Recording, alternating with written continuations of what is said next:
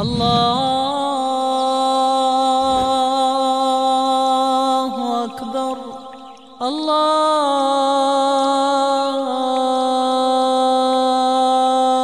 أكبر. الحمد لله رب العالمين والصلاة والسلام على نبينا محمد وعلى آله وصحبه ومن تبعهم بإحسان إلى يوم الدين. أما بعد فأعوذ بالله من الشيطان الرجيم. يا أيها الذين آمنوا لا تدخلوا بيوتا غير بيوتكم حتى تستأنسوا وتسلموا على أهلها ذلكم خير لكم لعلكم تذكرون. فإن لم تجدوا فيها أحدا فلا تدخلوها حتى يؤذن لكم وإن قيل لكم ارجعوا فارجعوا هو أزكى لكم والله بما تعملون عليم. ليس عليكم جناح أن تدخلوا بيوتا غير مسكونة فيها متاع لكم والله يعلم ما تبدون وما تكتمون. সূরা নূরের ২৭ নম্বর আয়াত থেকে ২৯ নম্বর আয়াত, অর্থাৎ তিনটি আয়াত আপনাদের সামনে পেশ করলাম। রব্বুল আলামিন বলছেন, ইয়া আইয়ুহাল্লাযীনা আমানু, হে ঈমানদারগণ, লা তাদখুলু বুয়ুতান গায়রা বুয়ুতিকুম, তোমরা তোমাদের ঘর ভিন্ন অন্য কারো ঘরে প্রবেশ করবে না। হাত্তা তাস্তানিসু, যতক্ষণ পর্যন্ত অনুমতি না চাইবে। ওয়া তুসাল্লিমু আলা আহলিহা, আর ঘরের অধিবাসীদেরকে সালাম না করবে। যালিকুম খায়রুল লাকুম, এটা তোমাদের জন্য অধিক কল্যাণকর। লাআল্লাকুম তাযাক্কারুন, যেন তোমরা উপদেশ কবুল করো। ফাইন লাম তাজিদু ফিহা আহাদান ফালা তাদখুলুহা, অতঃপর যদি তোমরা তাতে কাউকে না পাও তাহলে তাতে প্রবেশ করবে না। হাত্তা ইউযানা লাকুম, তোমাদেরকে অনুমতি না দেয়া পর্যন্ত। ওয়া ইন কিলা লাকুম ইরজিউ ফারজিউ, আর যদি তোমাদেরকে বলা হয় তোমরা ফিরে যাও, তখন ফিরে যাবে। হুয়া আযকা লাকুম, এটা তোমাদের জন্য অধিক পবিত্রকর। ওয়াল্লাহু বিমা তা'মালুন আলিম, তোমরা যা করো আল্লাহ তোমাদের সব কার্য সম্পর্কে ওয়াকিফাল, পূর্ণ ওয়াকিফাল। লাইসা আলাইকুম জুনাহুন আন তাদখুলু বুয়ুতান গায়রা মাসকুনাতিন ফিহা মাতাউল লাকুম, তোমাদের জন্য এমন ঘরে প্রবেশ করা গুনাহ নয় যে ঘরে কেউ বসবাস করে না, কিন্তু তাতে রয়েছে তোমাদের সাজ সরঞ্জাম, আসবাবপত্র। ওয়াল্লাহু ইয়ালামু মা তুবদুনা ওয়া মা তাকতুমুন, আল্লাহ জানেন তোমরা যা প্রকাশ করো আর যা গোপন রাখো। প্রথম আয়াতে বলছেন, লা তাদখুলু বুয়ুতান গায়রা বুয়ুতিকুম, তাহলে নিজেদের ঘরের কথা বলছেন না, এটা হলো অনুমতি চাওয়ার বিধান। আরেকজনের বাড়িতে গেলে কীরকম অনুমতি চাইতে হয়, কীরকম প্রবেশ করতে হয়, তার তরিকা পদ্ধতি। অনেকেই এই পদ্ধতি বুঝে না। যদি কারো বাড়িতে যায়, ভাই অমুক আছেন, ও বললো নাই, অথবা বললো ভাই আপনি চলে যান, পরে আপনার সাথে সাক্ষাৎ হবে, তখন রেগে যাবে। আমাদের দেশের লোকজন রেগে যায় কিনা, তার বাড়িতে আসলাম রেগে, হ্যাঁ সে আসলো না, এটা একটা কথা হলো। এমনকি আমি দেখেছি কোনো কোনো দায়ী পর্যন্ত, কয়েক বছর আগে আমার কাছে কোনো এক জায়গার একজন দায়ী এসেছিলেন এরকম।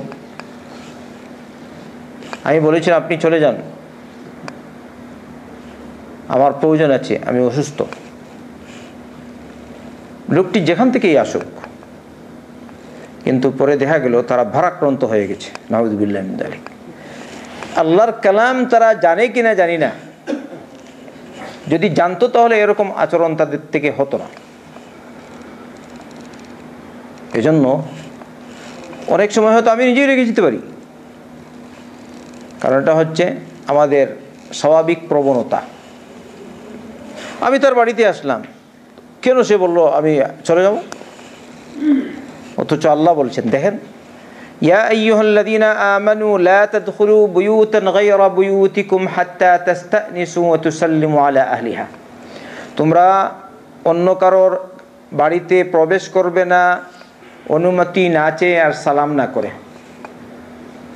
এবারে অনুমতি দিলে প্রবেশ করবে, আর যদি অনুমতি না দেয় বলে ফিরে যাও, পরবর্তী আয়াতে বলেছেন ফিরে যাও, তাই না? আর এটা আল্লাহ বলছেন হুয়া আজকা লাকুম, এটা তোমাদের মন পবিত্র থাকার বড় ভালো কারণ। তার কথা শুনলে তুমি চলে গেছো, আর মনে আর কিছু থাকবে না। কিন্তু যদি না মানো, বলো সে এরকম করলো, তাহলে মন তোমার খারাপ হয়ে গেছে। মন থেকে খারাপই দূর করা, এটাও বড় একটা ইবাদা। কারণ মনের যে কালিমা, এটা বড় মুশকিল। মন যত পরিষ্কার হবে তত আপনার মন থাকবে শান্ত, আর মনে যত অপরিচ্ছন্নতা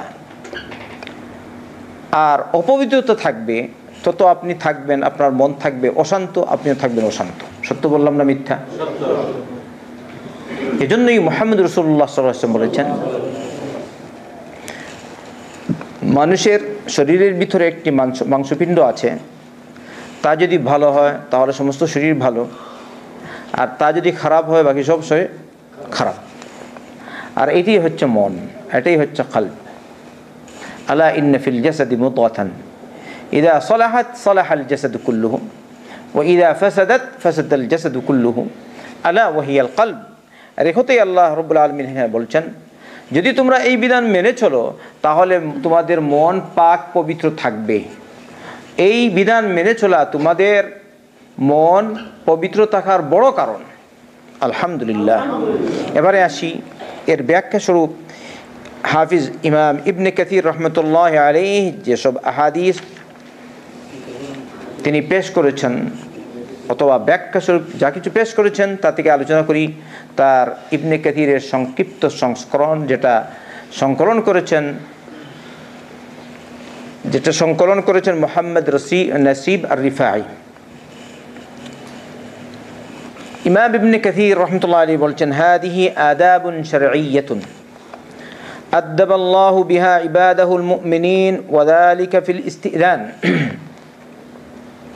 শেষ পর্যন্ত এ হচ্ছে কয়েকটি শরঈ আদব, যে আদব স্বয়ং রব্বুল আলামিন তার মুমিন বান্দাদেরকে শিখাচ্ছেন। আর তা হচ্ছে অনুমতি চাওয়া সম্পর্কে। তাদেরকে নির্দেশ দিয়েছেন তারা যেন অন্যের ঘরে প্রবেশ না করেন অনুমতি না চেয়ে, আর অনুমতি চাওয়ার পরে তারা সালাম করবেন। কিন্তু সালামের মাধ্যমেই তারা অনুমতি চাইবেন বলে হাদিস এসেছে, সহিহ হাদিস, সহিহ মুসলিমে দেখুন বলছেন। আর উচিত হলো 3 বার অনুমতি চাইবে, তারপরে যদি অনুমতি দেয় তাহলে প্রবেশ করবে, আর না হয় ফিরে আসবে। কামা সাবাতা ফিস সহিহ, অর্থাৎ সহিহ মুসলিমে প্রমাণিত আছে যে আবু মুসা আল-আশআরী রাদিয়াল্লাহু আনহু উমর ইবনুল খাত্তাবের বাড়িতে আসলেন। ইস্তাযানা আলা উমর 3 ফালাম ইউদান লাহু ইনসারফ। যখন উমরের বাড়িতে এসে, অর্থাৎ উমর রাদিয়াল্লাহু আনহুর বাড়িতে এসে অনুমতি চাইলেন 3 বার, কিন্তু তিনি অনুমতি দিলেন না, যার ফলে তিনি ফিরে চলে গেলেন আবু মুসা।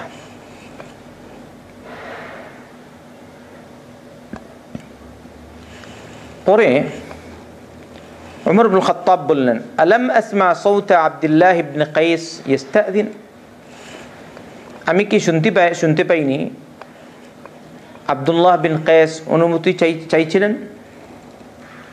অর্থাৎ তিনি 3 বার বলেছেন আসসালামু আলাইকুম, আসসালামু আলাইকুম, আসসালামু আলাইকুম।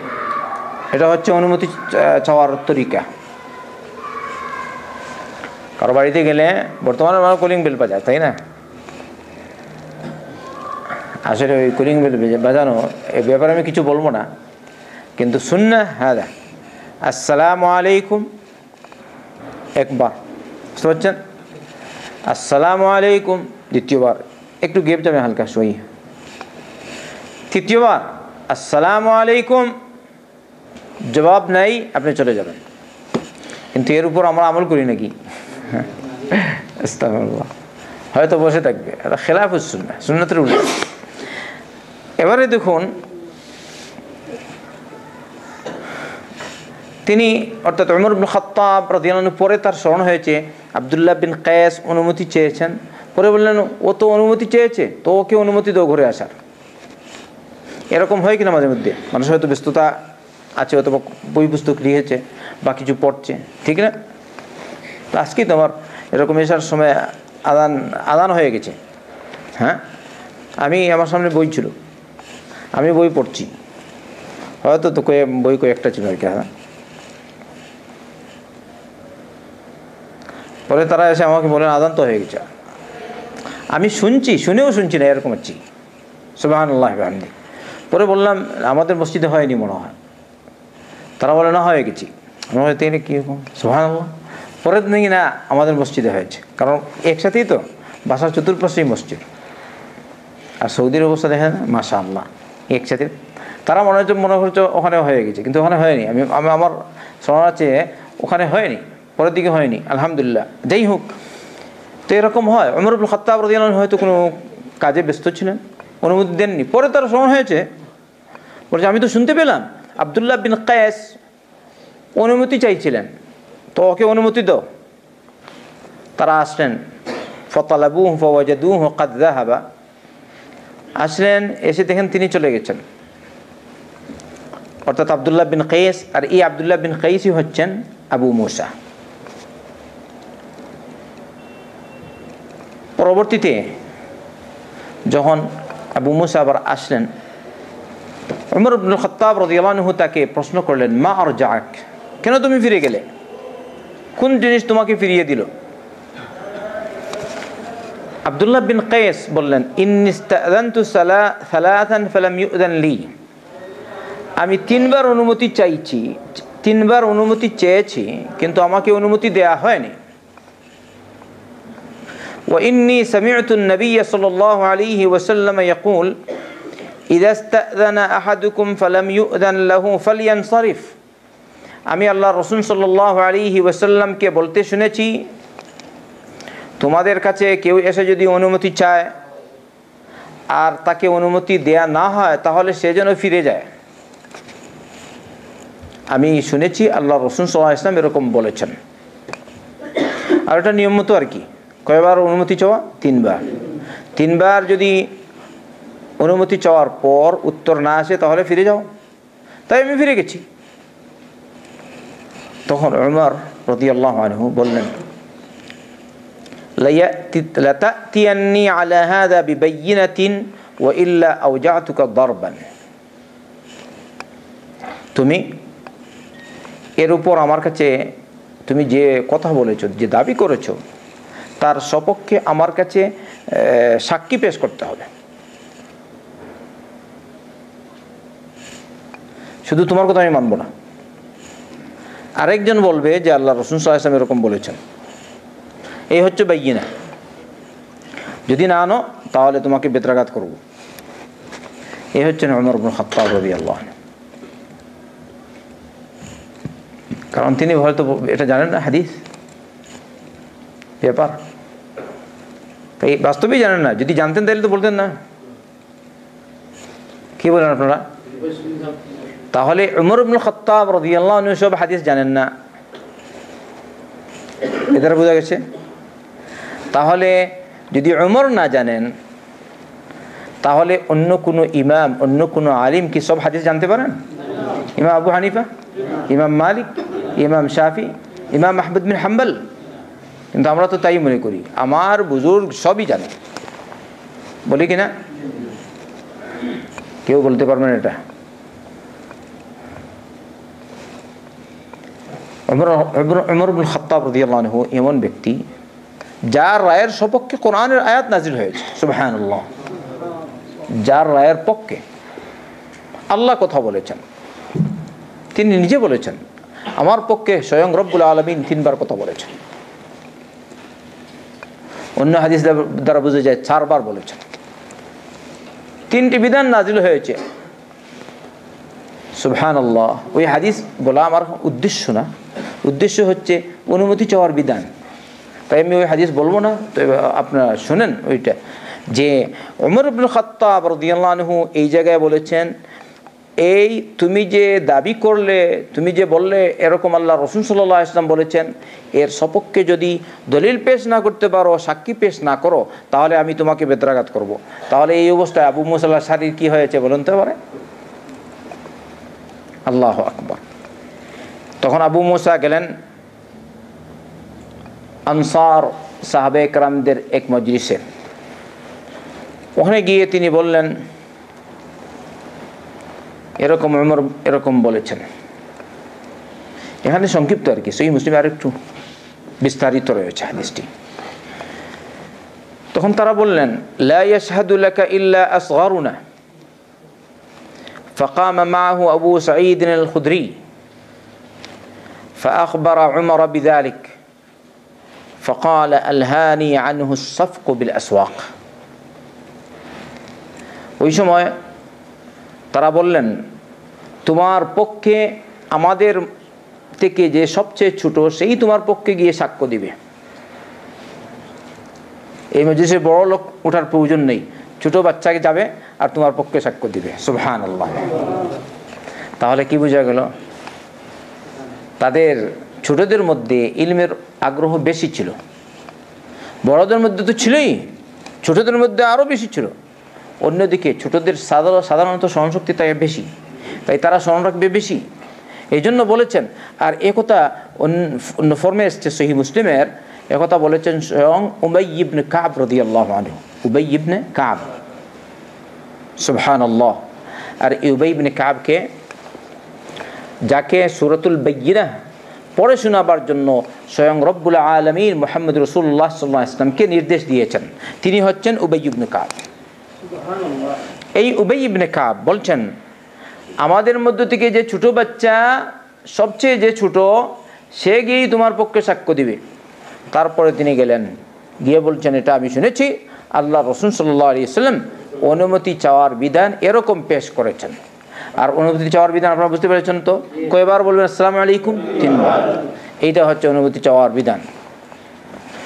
তখন উমর ইবনে খাত্তাব রাদিয়াল্লাহু আনহু বললেন, আলহানি আনহু সফক বিল আসওয়াক। আমি যে বাজারে ব্যবসা বাণিজ্য করতাম, এই ব্যবসা বাণিজ্যের কারণে আমি এর থেকে, এই হাদিস থেকে গাফিল রয়ে গেছিলাম। সুবহানাল্লাহ। এই হাদিসটি আমি জানতে পারিনি। তাহলে কি বোঝা গেল? একসাথে আজ সব হয়ে যাবে তা হয় না। বুঝতে পারছেন? আপনি ব্যবসায় 1 নম্বর, এলমে 1 নম্বর, কৃষিকাজে 1 নম্বর, সব কাজে 1 নম্বর, এটা হবে? ওমর ইবনে খাত্তাব নিজে বলেছেন, আমি ব্যবসা বাণিজ্যের কারণে এই হাদিস থেকে গাফিল থেকেছি।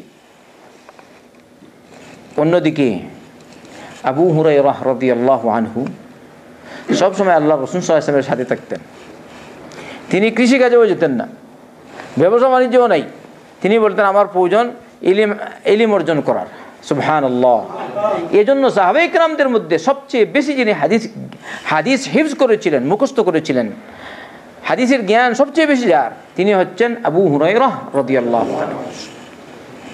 আচ্ছা, তাহলে আমরা বুঝতে পারলাম অন্যের বাড়িতে গেলে অনুমতি চাওয়ার বিধান। 3য়বার সালাম করার পর অনুমতি না আসলে ওখান থেকে ফিরে আসবো, রাগ করবো নাকি? তার সাথে বদধারণা করবো?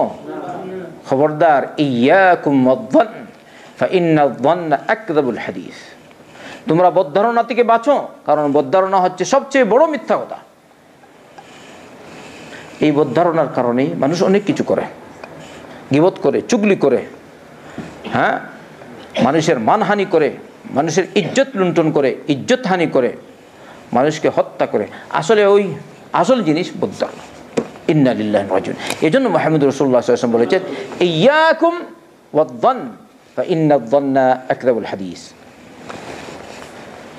ইমাম ইবনে কাসীর রাহমাতুল্লাহ আলাইহি আরেকটি রিওয়ায়াত উল্লেখ করেছেন এই অনুমতি চাওয়ার বিধান সম্পর্কে। বলছেন রাওয়াল ইমাম আহমদ عن أنس وغيره أن النبي صلى الله عليه وسلم استأذن على سعد بن عبادة فقال السلام عليك ورحمة الله فقال سعد وعليك السلام ورحمة الله ولم يسمع النبي صلى الله عليه وسلم حتى سلم ثلاثا ورد عليه سعد ثلاثا الله أكبر। আল্লাহ রাসূল সাল্লাল্লাহু আলাইহি ওয়াসাল্লাম সাদ ইবনে উবাদার কাছে আসলেন, এসে অনুমতি চেয়ে বললেন, অর্থাৎ সালাম করলেন, আসসালামু আলাইকা ওয়া রাহমাতুল্লাহ। তাহলে বড় ব্যক্তির সালাম এইটাই, আর ছোট ব্যক্তির সালাম এইটি, সব সমান কিনা ইসলামে? যিনি বড় নেতা তিনিও এরকম সালাম করবেন, আর যেটি সাধারণ মানুষ তিনিও এরকম সালাম করবেন। আর মুহাম্মদ রাসূলুল্লাহ সাল্লাল্লাহু আলাইহি ওয়াসাল্লাম থেকে বড় নেতা আর কে হতে পারে পৃথিবীতে? সুবহানাল্লাহ। সাদ বিন উবাদা এক সাহাবী, তার বাড়িতে এসে বলছেন আসসালামু আলাইকা ওয়া রাহমাতুল্লাহ, আর সাদ বলছেন ওয়া আলাইকা আসসালাম ওয়া রাহমাতুল্লাহ, কিন্তু আস্তে আস্তে বলছেন যেন আল্লাহর নবী না শুনেন সাল্লাল্লাহু আলাইহি ওয়াসাল্লাম। কথা বুঝছেন? কারণ তার ভিতরে আরেক জিনিস, এরকম আল্লাহ রাসূল সাল্লাল্লাহু আলাইহি ওয়াসাল্লাম তিনবার বলেছেন, তিনবার সালাম করেছেন আল্লাহ রাসূল সাল্লাল্লাহু আলাইহি ওয়াসাল্লাম। সাদ বিন উবাদা তিনবার সালামের জবাব দিয়েছেন, কিন্তু আল্লাহ রাসূল সাল্লাল্লাহু আলাইহি ওয়াসাল্লাম শুনতে পাননি। পরে নবী করিম সাল্লাল্লাহু আলাইহি ওয়াসাল্লাম ফিরে গেলেন। পরে যখন দেখলেন সাদ যে আল্লাহ রাসূল সাল্লাল্লাহু আলাইহি ওয়াসাল্লাম ফিরে চলে যাচ্ছেন, তখন তার কাছে এসে দৌড়ে দৌড়ে এসেছেন, স্পষ্ট বলছেন ইয়া রাসূলুল্লাহ বিআবি আনতা ওয়া উম্মি মা সাল্লামতা তাসলিমাতান ইল্লা ওয়া হিয়া বিইذনি ওয়া লাকাদ রাদাততু আলাইকা ওয়া লাম উসমি'ক ওয়া আরাদতু আন আস্তাকথিরা মিন সালামিকা ওয়া মিনাল বারাকাহ। সুবহানাল্লাহ। এসে বললেন, হে আল্লাহর রাসূল,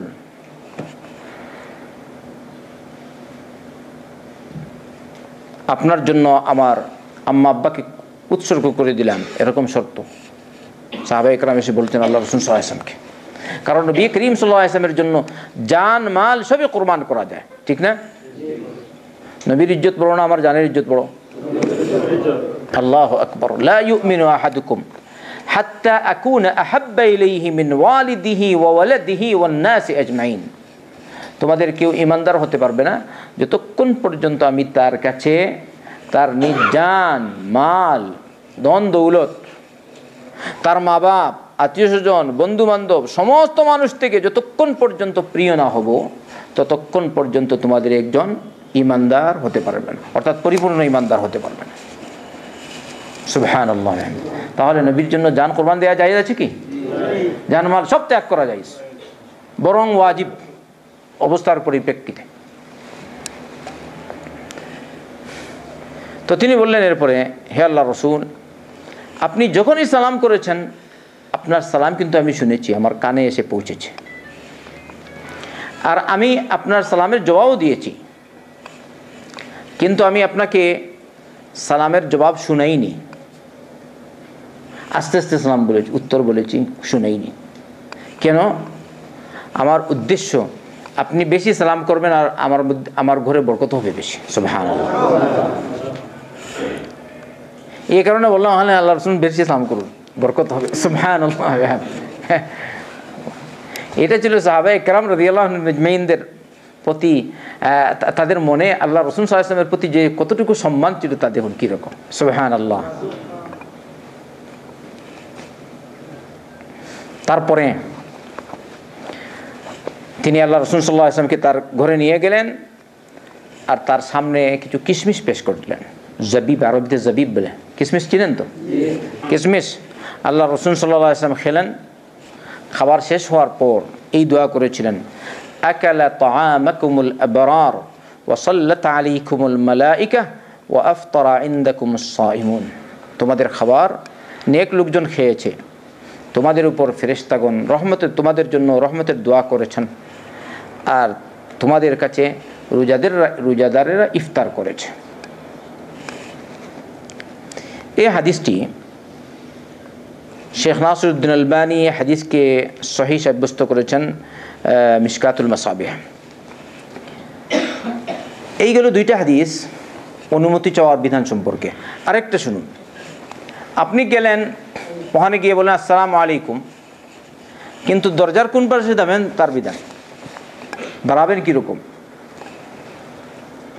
এখন হয়তো বর্তমান পরিস্থিতি আরেকটা, তবুও আপনি যদি বেল বাজান, একটা কথা বললাম,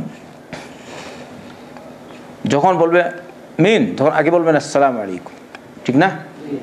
তারপরে জবাব দেবে, তারপর উত্তর, এরকম করতে হবে।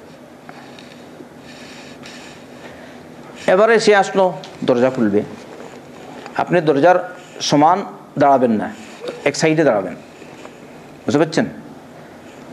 কারণ সে খোলার পরেই হয়তো তার ভিতরের অংশ আপনি দেখতে পারেন, ঠিক না? খুব কেয়ারফুল। তারপর সে আপনাকে দেখবে, আপনি কে, আলাপ হবে, তারপর সে আপনাকে বলবে একটু সব। আমাদের অনেক লোক আছে, সে বলছে ঢুকে গেছো, আপনি তার সাথে ঢুকে যাবেন না, খুব কেয়ারফুল। সে যখন বলবে আপনি আসেন তখন যাবেন। روى أبو داود قال حدثنا عثمان بن أبي شيبة بسنده إلى هذيل قال جاء رجل قال عثمان سعد, অর্থাৎ এক ব্যক্তি আসলেন, উসমান বলছেন সাদ আসছেন, এই যে ব্যক্তি তার নাম হচ্ছে সাদ। فوقف على باب النبي صلى الله عليه وسلم يستأذن فقام على الباب قال عثمان مستقبل القبلة, ওই ব্যক্তি এসে আল্লাহ রাসূল সাল্লাল্লাহু আলাইহি ওয়াসাল্লামের দরজার সামনে এসে অনুমতি চাইলেন। তিনি একদম দরজা বরাবর দাঁড়িয়েছিলেন। তখন আল্লাহ রাসূল সাল্লাল্লাহু আলাইহি ওয়াসাল্লাম তাকে বললেন হাকাযা আনকা আও হাকাযা, বলছেন একটু এদিক সেদিক করে দাঁড়াবে, এরকম বা এরকম, দরজার হুবহু সমান বরাবর তুমি দাঁড়াবে না। কারণ ফাইন্নামাল ইস্তিদানু মিনান নাযারি, কারণ অনুমতি চাওয়ার যে বিধান তা কেনে এসেছে যেন দৃষ্টি না পড়ে, তাই তো? এখন আপনি যদি এরকম করেন আগে বলতেন, তাহলে তো আর দৃষ্টির হেফাজত হলো না। এর দ্বারা বোঝা গেল, ইমাম ইবনে কাসির বলছেন ফাউলিমা মিন হাযা আন্নাহু ইয়ানবাগি লিল মুস্তাদিনি আলা আহলিল মানজিল আল্লা ইয়াকিফা তিলকা আল বাবি বিওয়াজহিহি ওয়ালাকিন লিয়াকুনিল বাবু আন ইয়ামিনিহি আও ইয়াসারিহি। এর দ্বারা বোঝা গেল যে কারো বাড়িতে গেলে অনুমতি চাইলে দরজার বরাবর মানুষ দাঁড়াবে না, বরং একটু ডান দিক বাম দিকে হয়ে দাঁড়াবে আর অনুমতি চাইবে। অন্যদিকে বুখারী এবং মুসলিমের রওয়ায়াত, আল্লাহ রাসূল সাল্লাল্লাহু আলাইহি ওয়াসাল্লাম বলেছেন লাউ আন্না ইমরাআন ইত্তালা আলাইকা বিগাইরি ইযনিন ফাহাযাফতাহু বিহাসাতিন ফাফাকাতা আইনাহু মা আলাইকা মিন জুনাহ। এই হাদিসটি সেদিন আমরা পড়েছি সহিহ মুসলিম, এমনিভাবে বুলুগুল মারামেও পড়েছি। যদি কোনো ব্যক্তি তোমার অনুমতি ছাড়া উকি মেরে দেখে, বুঝতে পারছেন, কারো বাড়িতে গেলেন এরকম উকি মেরে মানা হাদা, আর তুমি যদি হাসাদ বা কঙ্কর মেরে তার চোখ নষ্ট করে দাও, তাহলে এতে তোমার কোনো পাপ হবে না। তাহলে ইজ্জতের প্রশ্ন আছে কিনা? এর দ্বারা বোঝা যায় পর্দার বিধান প্রমাণিত হচ্ছে। হাই রে হ্যাঁ, মানুষ যে বুঝে না, ইসলামী বিধান মানে না, বরং পর্দাকে নিয়ে আজ মুসলমান নামদারি মুনাফিকরা, নাস্তিকরা ঠাট্টা বিদ্রুপ করে। এই পর্দার বিধান মেনে চলার জন্য রব্বুল আলামিন এত সুন্দর করে বিধান পেশ করেছেন। সামনে আরও আসবে আপনাদের সামনে পর্দার বিধান সম্পর্কে ইনশাআল্লাহ। নারীর শরীরের কতটুকু অঙ্গ ঢাকতে হয় না ঢাকতে হয় সে বিষয়ে আলোচনা আসবে পরে।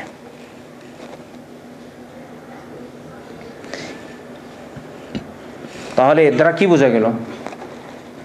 ফাঁক দিয়ে, দরজার ফাঁক অথবা এক জায়গায় ফাটা এরকম কিছু। আগে দেখতেন না সনবাসের ঘর ছিল, দেখা যায় ফাঁকা ফাঁকা, ঠিক না? আপনি এদিকে তাকাবেন, হ্যাঁ দা জায়েজ না জায়েজ? হারাম।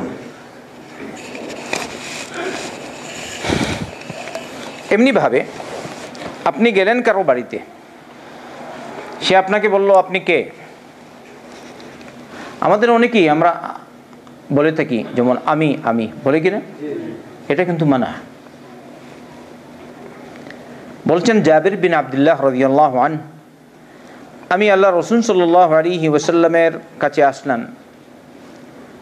আমার বাপের উপর ঋণ থাকার কারণে, অর্থাৎ বাপের ঋণ পরিশোধ করার জন্য বা তার কাছে সাহায্য চেয়ে বা এরকম কিছু। আমি এসেছি আল্লাহ রাসূল সাল্লাল্লাহু আলাইহি ওয়াসাল্লামের বাড়িতে, এসে দরজায় এরকম নক করলাম, শব্দ করলাম। তিনি আমাকে বললেন মানদা, তুমি কে? তখন আমি বললাম আনা। তখন আল্লাহ রাসূল সাল্লাল্লাহু আলাইহি ওয়াসাল্লাম বললেন আনা আনা, আমি আমি। তিনি বলছেন কাআন্নাহু কারিহাহু, আল্লাহ রাসূল সাল্লাল্লাহু আলাইহি ওয়াসাল্লাম যেমন একে অপছন্দ করেছেন। অতএব কি বোঝা গেল, কারো বাড়িতে গেলে কেউ বলল আপনি কে, আপনি বলবেন আমি অমুক, আব্দুল্লাহ অথবা আবু ইব্রাহিম, যে যেরকম আছে, আবু আব্দুল্লাহ অথবা আপনার নাম, তবে যে যেরকম চিনে এরকম, যেরকম আপনি পরিচিত এরকম। যদি আপনাকে না চিনে তাহলে আমি বলবেন অমুক, অমুক জায়গায় ব্যক্তি, অমুক জায়গায় কাজ করি সব। আবার অনেক সময় আছে, যেমন আপনি এসেছেন রাত্রে, এই সময় দরজা খোলাটাও মুশকিল, ঠিক না? আপনি বলবেন আনা আনা, আমি। হয়তো আরেকটা এসছে শয়তান, ডাকাত অথবা সন্ত্রাসী, ওর মতো বানিয়ে বলে আমি আমি, বলতে পারে কি না?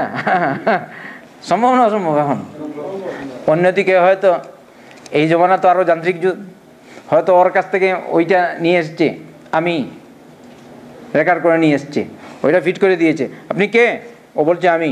দরজা খুলে দেখে আদা শয়তান, সন্ত্রাসী। সম্ভব না অসম্ভব? দেখো, এই হচ্ছে আল্লাহ রাসূল সাল্লাল্লাহু আলাইহি ওয়াসাল্লামের বিধান, যে বিধান নিয়ে এসছেন তিনি আল্লাহ রাব্বুল আলামিনের পক্ষ থেকে। সুবহানাল্লাহ বিহামদিহি। এবারে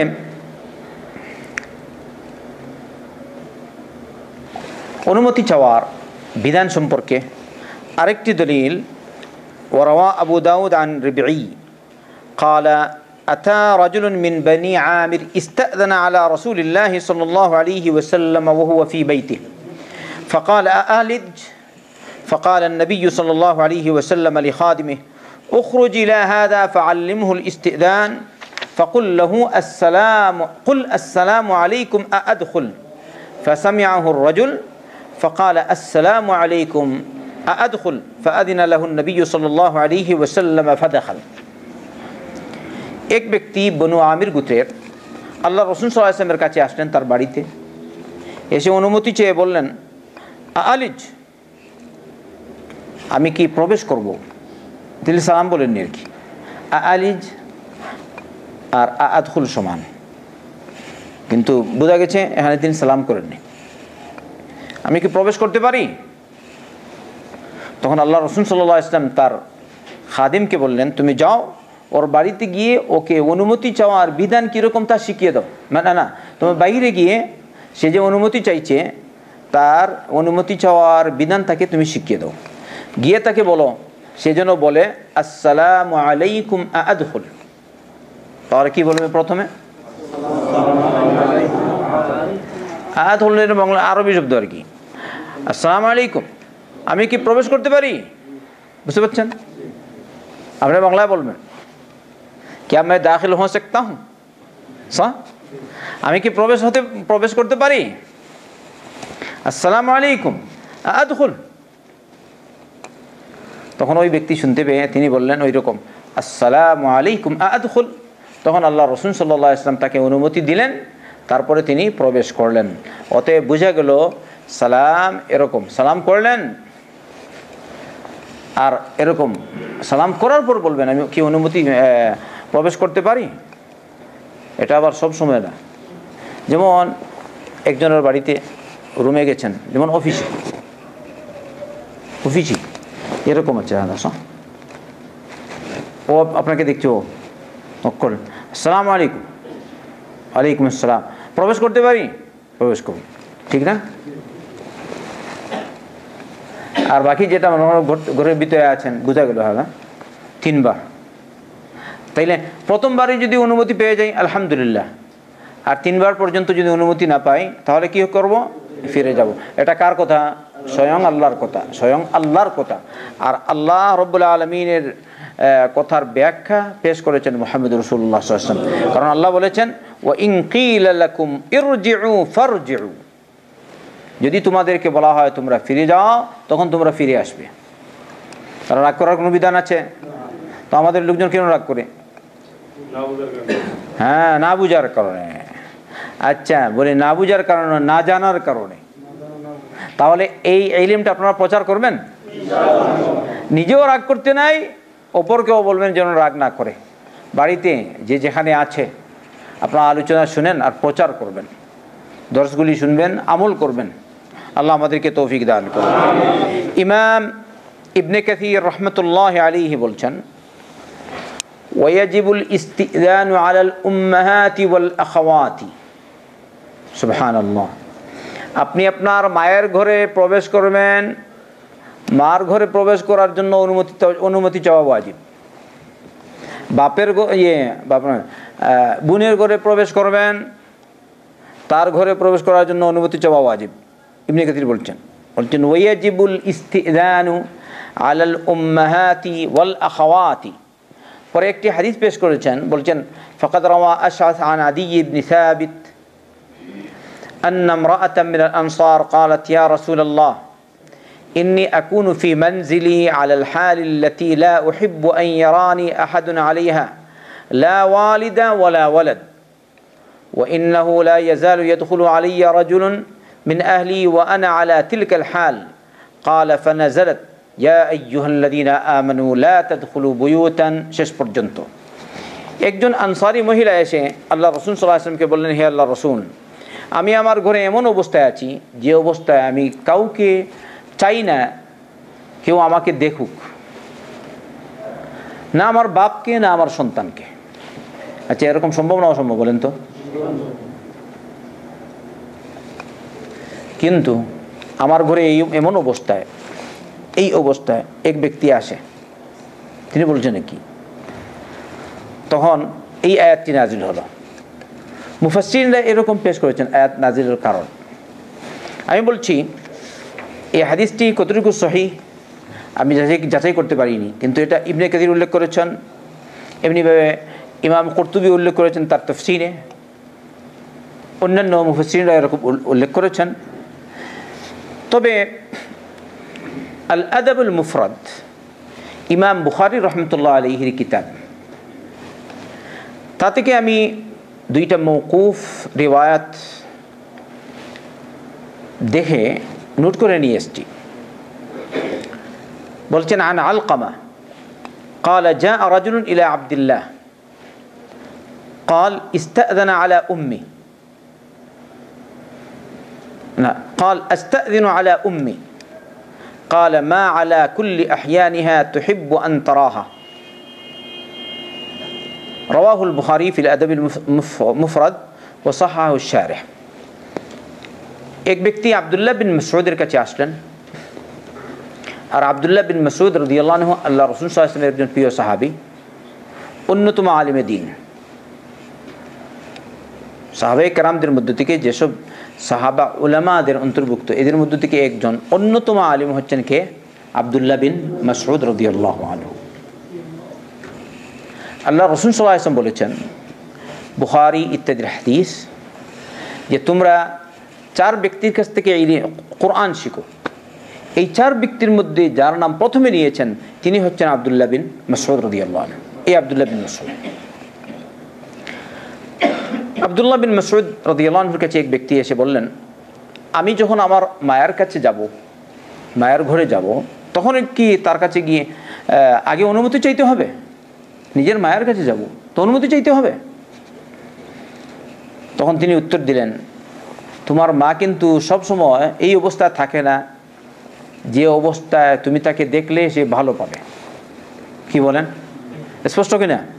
মানে সব সময় এই অবস্থায় থাকে না যে অবস্থায় তুমি তাকে দেখলে সে তোমাকে ভালো পাবে, ও তার এই অবস্থাকে ভালো সে পাবে, এরকম অবস্থায় তো আর সবসময় থাকে না। তাই তিনি বললেন, বুঝালেন যে এই অবস্থা তোমার মায়ের কাছে গেলেও তুমি আগে অনুমতি চেয়ে তোমার মায়ের ঘরে প্রবেশ করো। সুবহানাল্লাহ ওয়া বিহামদিহি। যদি এরকম করি, এই সব করার কারণটা কি? কারণ হচ্ছে পর্দার বিধান রক্ষা করা। সত্য না মিথ্যা? মায়ের ইজ্জত, মা হচ্ছে সন্তানের মা,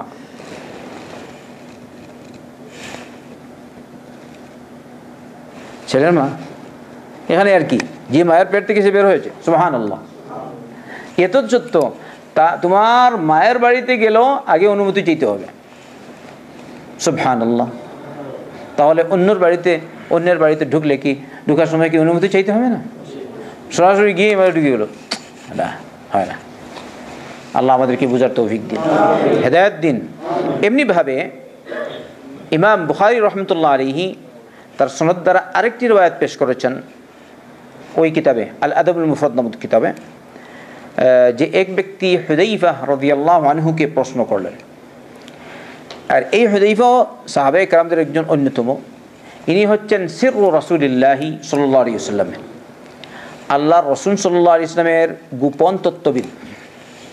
বিশেষ কারণে মুহাম্মদ রাসূলুল্লাহ সাল্লাল্লাহু আলাইহি ওয়াসাল্লাম হুযায়ফা ইবনুল ইয়ামানকে গোপনীয় কথা বলেছিলেন, আর বলেছিলেন এটা কাউকে তুমি বলবে না। সুবহানাল্লাহ, বুঝছেন? আর এটা কি? কিছু সংখ্যক মুনাফিকের নাম, কাউকে বলবে না, এটা আমি তোমাকে শিখিয়েছি। এই জন্য তার উপাধি হচ্ছে হুযায়ফার সিররু রাসূলিল্লাহ সাল্লাল্লাহু আলাইহি ওয়াসাল্লাম। তো এই ব্যক্তি এসে ওই আগের মতো, যিনি যেরকম প্রশ্ন করেন আগের ব্যক্তি, এই ব্যক্তি হুযায়ফার কাছে প্রশ্ন করেছেন, মানে অন্য কোনো ব্যক্তি হতে পারে। আল্লাহু আ'লাম। আস্তাযিনু আলা উম্মি, আমি কি আমার মায়ের কাছে যাওয়ার জন্য অনুমতি চাইব? তিনি বললেন, ইল্লাম তাস্তাযিন আলাইহা রাআইতা মা তাকরাহ, যদি তুমি তার কাছে যাওয়ার সময় অনুমতি না চাও, তাহলে এমন অবস্থায় তাকে দেখতে পারো যে অবস্থা তুমি অপছন্দ করো।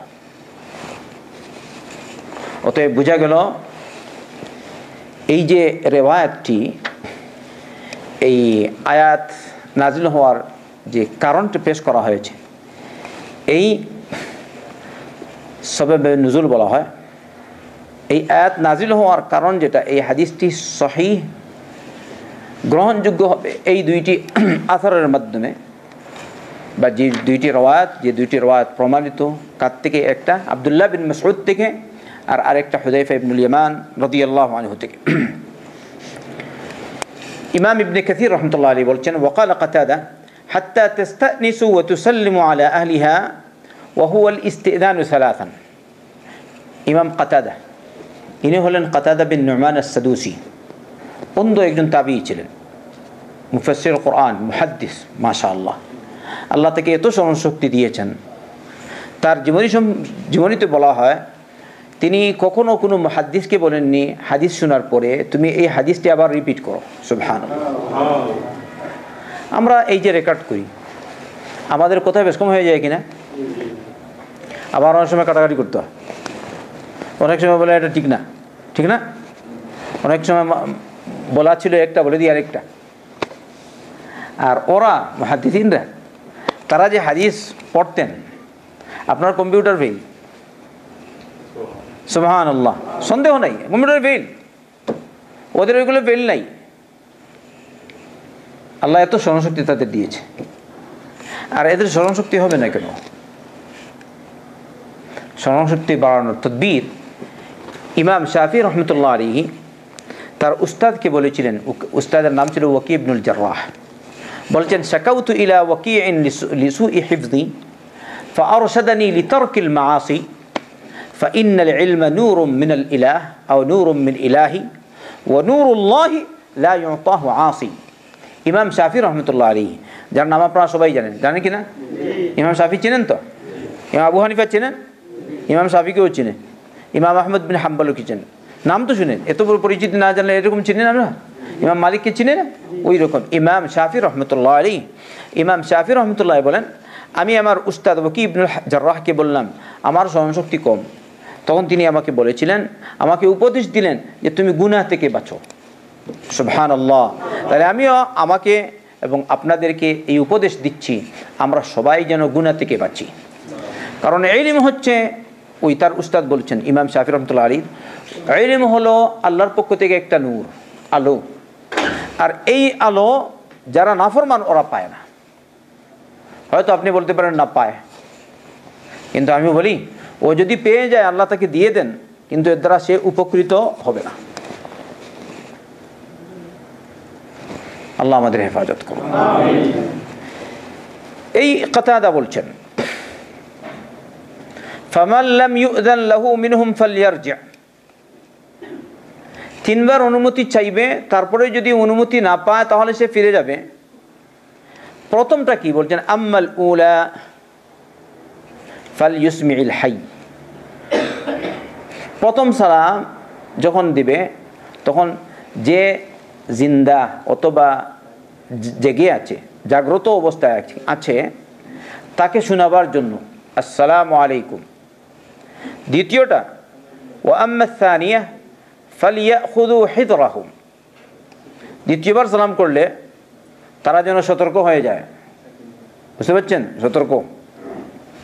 তৃতীয়বার সালাম, এবারে তৃতীয়বার সালাম দেওয়ার পরে ফা ইনশাউ আযিনু ওয়া ইনশাউ রাদ্দু, এবারে তাদের যদি ইচ্ছা হয় তাহলে তারা অনুমতি দিবে, আর না তারা ফিরিয়ে দিবে। আর বলছেন ইমাম কাতাদা, যদি তারা তোমাকে ফিরিয়ে দেয় তাহলে তুমি তাদের বাড়ির দরজায় বসবে না, কারণ মানুষের প্রয়োজন থাকে। বুঝতে পারছেন? আল্লাহু আকবার, মানুষের প্রয়োজন থাকে। তাই তোমাকে বলে যে তুমি ফিরে যাও, তো ফিরে আসবে, বসে থাকবে না এখানে। কেন আসবে না দেখি? এটা জায়েজ না জায়েজ? জায়েজ।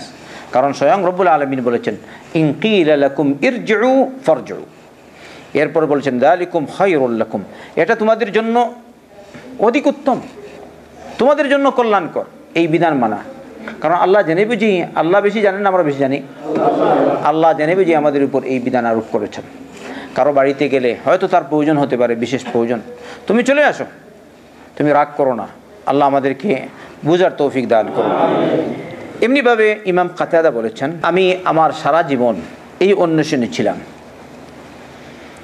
যে আমি আমার কোন এক মুহাজির বলেছেন, ইমাম কাতাদা বলেন মুহাজিরিন সাহাবাদের একজন বলেছেন, আমি সারা জিন্দেগি এই অন্বেষণে ছিলাম যে আমি আমার কোনো এক ভাইয়ের বাড়িতে যাব, আর সে আমাকে বলবে ইরজি, কিন্তু তিনি হয়তো এরকম পাননি। যদি এরকম পেয়ে যেতাম তাহলে আমি এই আয়াতের উপর আমার আমল হতো। কারণ তিনি সাহাবী তো, কারো বাড়িতে গেছেন, হাইয়াকুমুল্লাহ ওয়া ইয়াকুম, সাহ।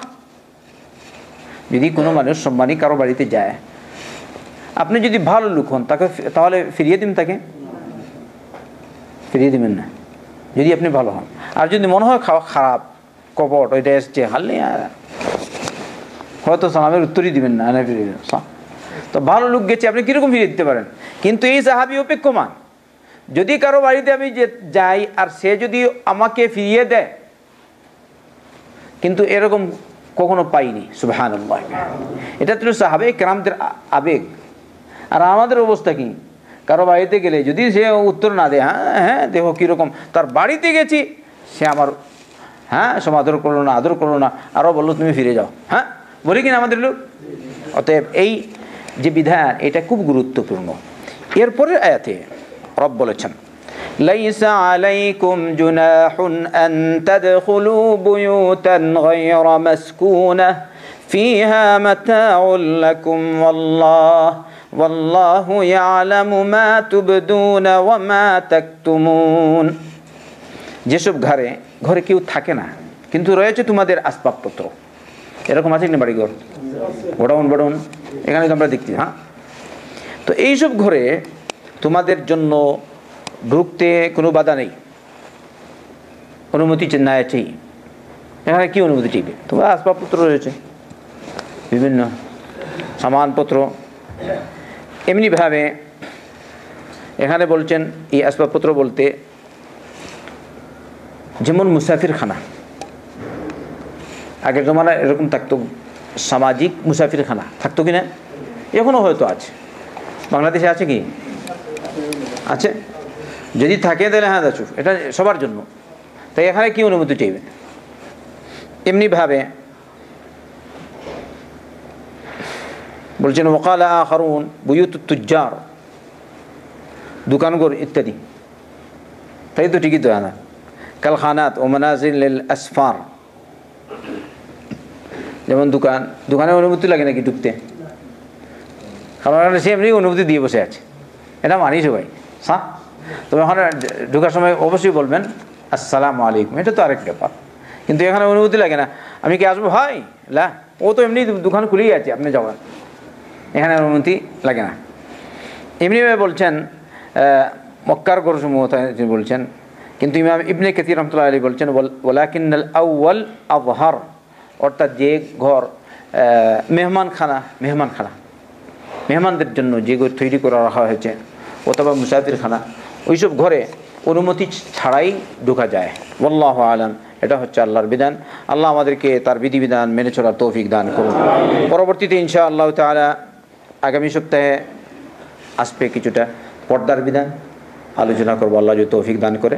আল্লাহুম্মা ইগফির লানা ওয়া লিওয়ালিদিনা ওয়া লিজামিইল মুসলিমিন আল আহইয়াই মিনহুম ওয়াল মাইয়িতিন বিরহমাতিকা ইয়া আরহামার রাহিমিন। আল্লাহুম্মা সাল্লি ওয়া সাল্লিম ওয়া বারিক আলা মুহাম্মাদিন ওয়া আলা আলিহি ওয়া সাহবিহি আজমাইন।